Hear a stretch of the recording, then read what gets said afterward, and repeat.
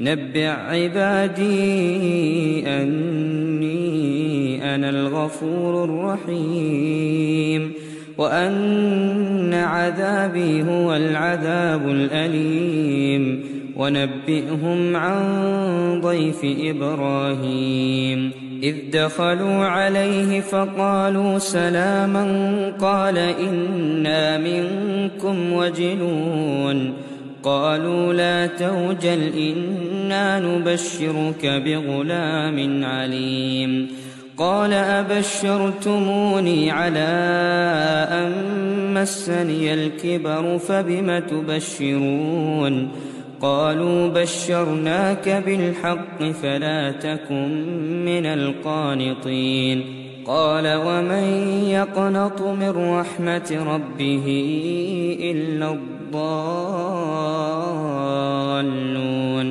قال فما خطبكم أيها المرسلون قالوا